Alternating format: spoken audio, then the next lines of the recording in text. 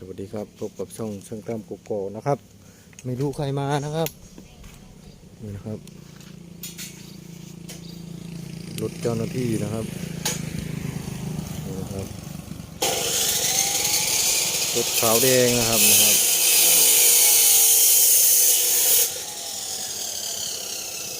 เจ้าหน้าที่ตำรวจนะครับมาเลยนะครับ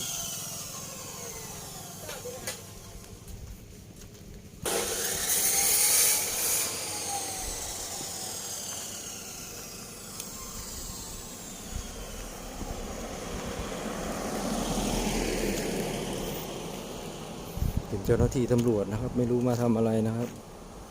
นี่นะครับ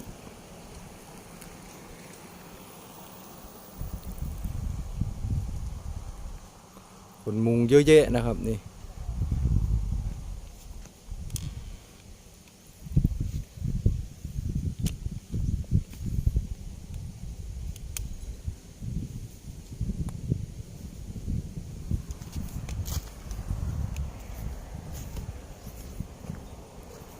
ไปดูนะครับไม่รู้มาทำอะไรนะครับ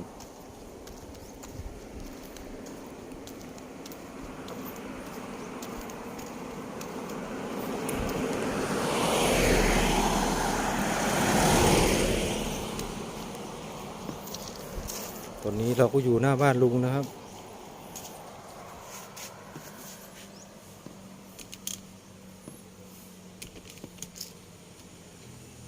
เจ้าหน้าที่มานะครับ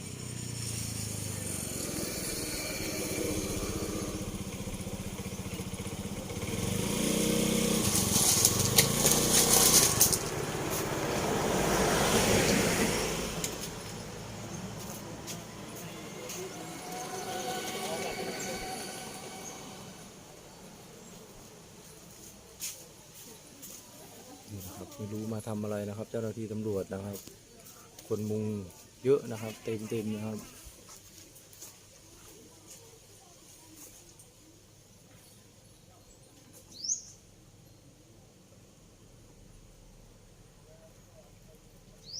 นี่นะครับ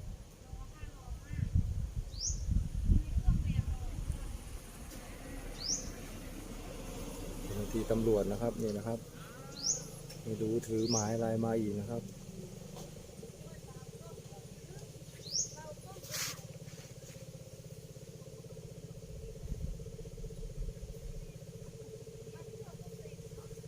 เกิดเรื่องผู้ช้างอีกเนาะพี่น้องบ้านนี่มาเลยนะครับเต็มยศนะครับตอนนี้ผมก็นั่งอยู่บ้านลุงนะครับนั่งอยู่บ้านลุงนะครับตอนนี้นะครับหน้าบ้านลุงนะครับนี่อยู่หน้าบ้านลุงนะครับนี่นะครับ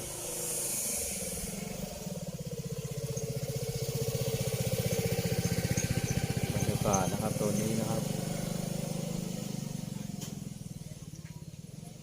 เราไม่กล้าเข้าไปนะครับ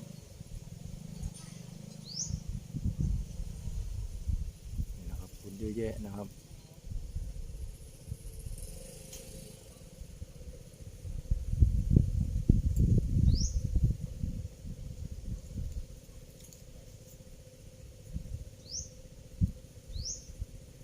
เจ้าหน้าที่ตำรวจนะครับมาจาก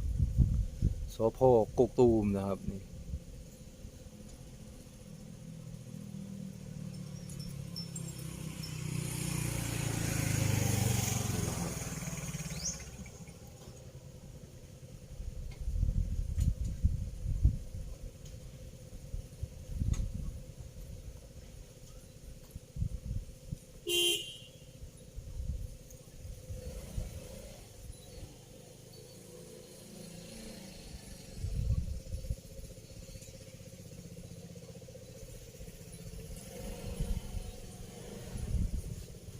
ตอนนี้ผมก็นั่งอยู่หน้าบ้านลุงนะครับตอนนี้นะครับขับรถมาแล้วนะครับขับรถมาแล้วนะครับรถเจ้าหน้าที่นะครับนี่ครับ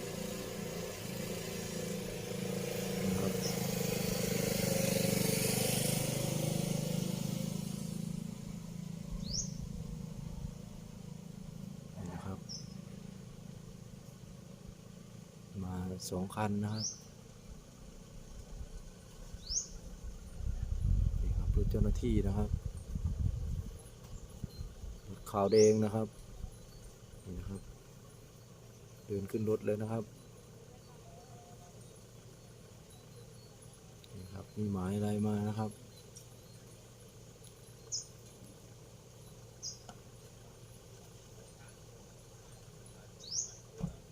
โปลิสนะครับโปลิสนะครับ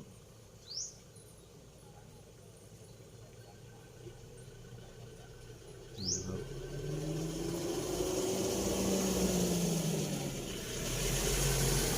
สพกกตูมนะครับสพกกตูมนะครับ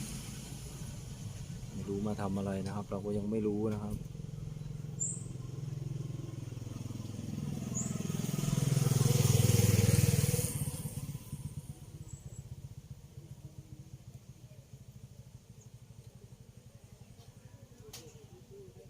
คนมุงเยอะแยะนะครับ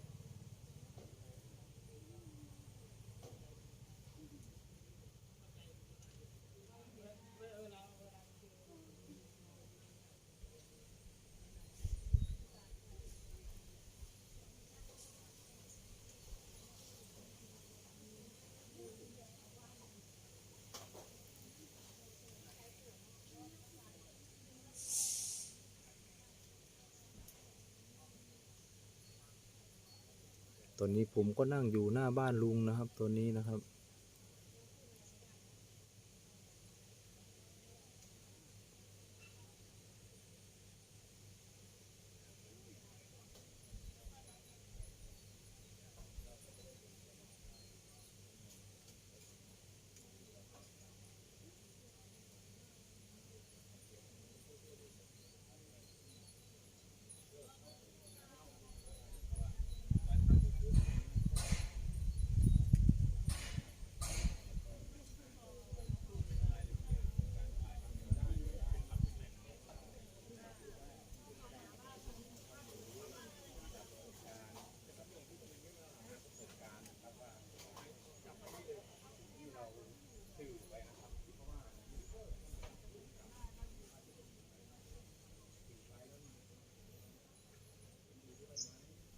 นี่นะครับบรรยากาศหน้าบ้านลุงนะครับตอนนี้นะครับเงียบนะครับลุงก็คงจะไม่อยู่บ้านนะครับวันนี้นะครับไม่รู้ไปไหนนะครับครับมีเจ้าหน้าที่มานะครับไม่รู้คำว่าคุยเรื่องอะไรกันนะครับ